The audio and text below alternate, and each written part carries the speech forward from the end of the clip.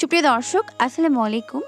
আজকের পর্বে আপনাদেরকে মাত্র 10 মিনিটেই ঝটপট তৈরি করতে পারবেন ঘরে থাকা সামান্য কিছু উপকরণ দিয়ে দারুণ মজার একটি বিকেলের নাস্তার রেসিপি তৈরি করে দেখাবো।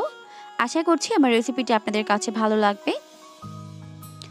আর প্রতিদিন এরকমই নতুন রেসিপি পেতে অবশ্যই চ্যানেলটিকে সাবস্ক্রাইব করে রাখবেন। নাস্তা তৈরির জন্য প্রথমে নুডলসটিকে সিদ্ধ করে নিব। এই জন্য চুলায় একটি প্যান বসিয়ে এর মধ্যে দিয়ে দিয়েছি 5 কাপ পানি। আর পানি যখন এরকম ফুটতে শুরু করবে ওই পর্যায়ে দিয়ে দিলাম হাফ চামচ লবণ আর 1 টেবিল চামচ রান্নার রেগুলার সয়াবিন তেল। তেল দেওয়ার ফলে নুডলস সিদ্ধ করার সময় একটার সঙ্গে একটা লেগে যাবে না, ঝরঝরে হবে।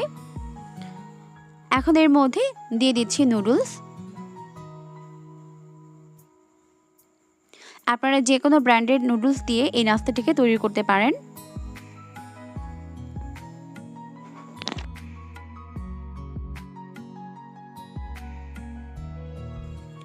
এখন আমি নুডলসটিকে সিদ্ধ করে নিব।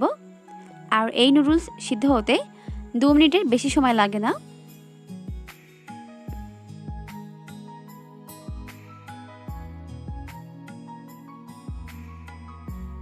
দু মিনিট জাল করার পর এখন আমার নুডলসগুলো সিদ্ধ হয়ে গেছে। এখন আমি এটাকে একটি স্ট্রেনারের মধ্যে ঢেলে এক্সট্রা পানিটিকে ঝরিয়ে নিব। এখন চলে এসেছি দ্বিতীয় স্টেপে। এই জন্য চুলায় আরও একটি প্যান বসিয়ে দিয়ে দিলাম প্রায় 2 টেবিল চামচের মতো সয়াবিন তেল। তেল যখন ভালো মতো গরম হয়ে যাবে তখন এর মধ্যে দিয়ে দিচ্ছি 2 টেবিল চামচ রসুন কুচি, 2 টেবিল চামচের মতো দিয়ে দিচ্ছি পেঁয়াজ কুচি,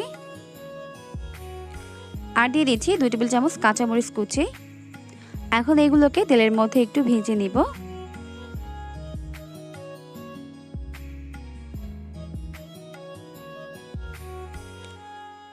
প্রায় 1 মিনিটের মতো এটাকে ভেজে নেওয়ার পর এখন এর মধ্যে অ্যাড করে দিচ্ছি 1/4 কাপ বরবটি কুচি।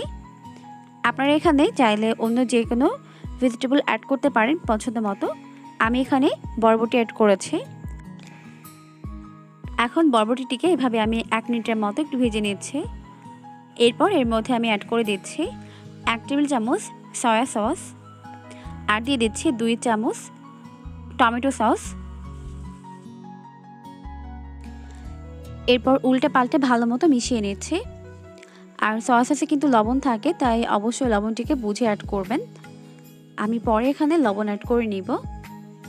তো খুব ভালো মতো এভাবে মিশিয়ে নেওয়ার পর এখন এর মধ্যে আমি আগে থেকে সিদ্ধ করে রাখা নুডলস অ্যাড করে দিচ্ছি।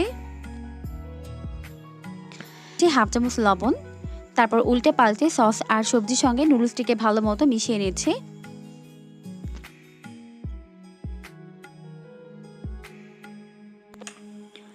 খুব ভালো মতো মিক্স করা হয়ে গেলে এখন আমি নুডলসগুলোকে একটা সাইডে সরিয়ে নিচ্ছি। এরপর এখানে 1 চামচের মতো সয়াবিন তেল দিয়ে দিচ্ছি। এরপর এখন এখানে একটা ডিম ভেঙে নিচ্ছি।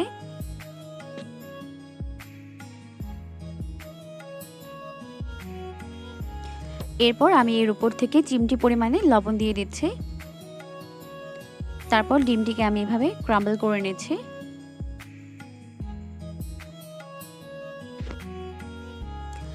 ক্রাম্বল করে নেওয়া হয়ে গেলে এখন আমি নুডলসের সঙ্গে যে মশলাটি ছিল ওটাকে এর মধ্যে দিয়ে দিচ্ছি। তারপর ভালো মতো মিক্স করে নিচ্ছি। এরপর ডিমগুলোকে নুডলসের সঙ্গে ভালো মতো মিশিয়ে নিচ্ছি।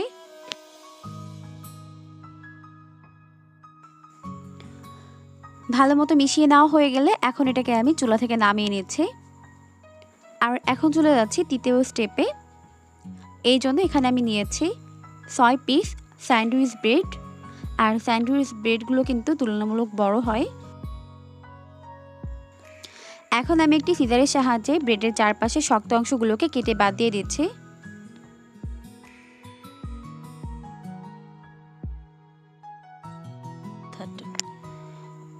তো সেমভাবে আমি সবগুলো ব্রেডের চারপাশে শক্ত অংশগুলোকে কেটে বাদ দিয়ে দিব। তো এখন সবগুলো ব্রেড কেটে নেওয়া শেষ। আর ব্রেডের পাশে যে শক্ত অংশগুলো রয়েছে এগুলোকে কিন্তু ফেলে দিবেন না, এগুলোকে নর্মাল ফ্রিজে রেখে দিবেন। তারপর যখন এগুলো শক্ত হয়ে যাবে তখন ব্লেন্ডার জারে নিয়ে 1/4 টিস্পুনের মতো জর্দার কালার নিয়ে ভালো মতো ব্লেন্ড করে নিলে এরকম ব্রেড ক্রাম্বস তৈরি হয়ে যাবে। আর ব্রেড ক্রাম্বস কিন্তু বিভিন্ন ধরনের স্ন্যাক্স তৈরিতে ব্যবহার করা হয়। এখন কেটে নেওয়া ব্রেড স্লাইসগুলোকে এইভাবে চেপে চেপে পাতলা করে নিচ্ছে।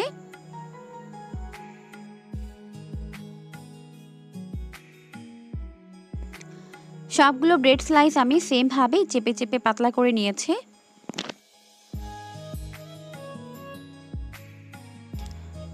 এখন আমি অন্য একটি বোলের মধ্যে একটা ডিম ভেঙে নিচ্ছি আর ডিমটিকে ভালো মতো ফেটিয়ে নিচ্ছি।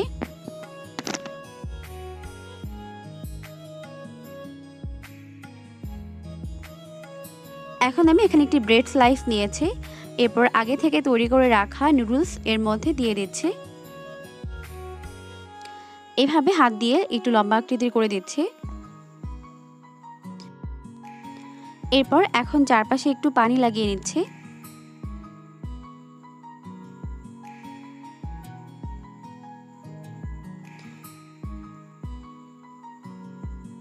তারপর হাত দিয়ে এভাবে এটাকে 3 সাইডে মুখটাকে এভাবে সিল করে দিচ্ছি। একটু ভালো মতো চাপ দিলে এটা লেগে যাবে।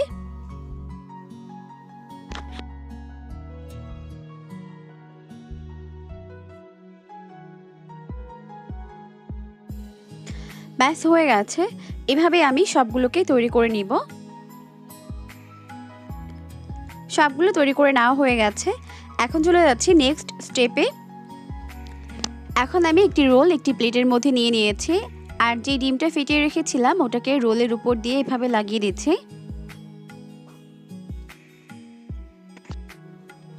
পুরো রোলটিতে ডিম লাগিয়ে নেওয়া হয়ে গেলে এখন এটাকে আমি এইভাবে ব্রেড ক্রাম্বসের মধ্যে কোট করে নিচ্ছি। তো সবগুলো রোল আমি সেমভাবে তৈরি করে নিব। এরপর ডিমের গোলায় চুবিয়ে তারপর ব্রেড ক্রাম্বসের মধ্যে কোট করে নিব। আর ব্রেড ক্রাম্বস কীভাবে তৈরি করতে হয় ওটা আমি আপনাদেরকে আগেই বলে দিয়েছি।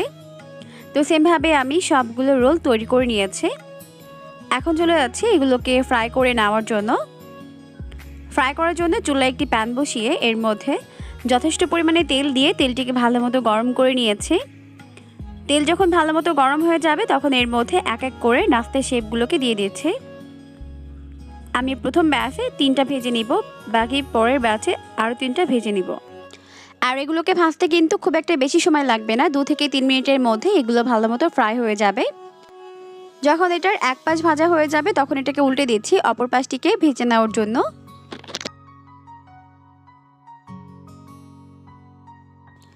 আমি নাস্তাগুলোকে 2 থেকে 3 মিনিটের মতো উল্টে পাল্টে ফ্রাই করে নিয়েছি। এখন আমি এগুলোকে উঠিয়ে নিচ্ছি আর বাকিগুলোকেও সেমভাবে ভেজে নিব। আমি সবগুলো রোল ভেজে উঠিয়ে নিয়েছি। এখন আপনারা চাইলে পছন্দ মতো সস দিয়ে এটাকে সার্ভ করতে পারেন। এখন আমি একটু ভেঙে দেখাচ্ছি আপনাদেরকে। আর রেসিপিটিকে অবশ্যই বাসায় একবার ট্রাই করবেন, দেখবেন পরিবারের সবাই এটাকে অনেক পছন্দ করবে। আশা করছি আমার রেসিপিটি আপনাদের কাছে ভালো লেগেছে। আর অবশ্যই ভালো লাগলে লাইক, কমেন্টস এবং শেয়ার করতে ভুলবেন না। আর নতুন দর্শক হয়ে থাকলে চ্যানেলটিকে সাবস্ক্রাইব করে রাখবেন। আজকের মতো বিদায় নিচ্ছি। আল্লাহ হাফিজ।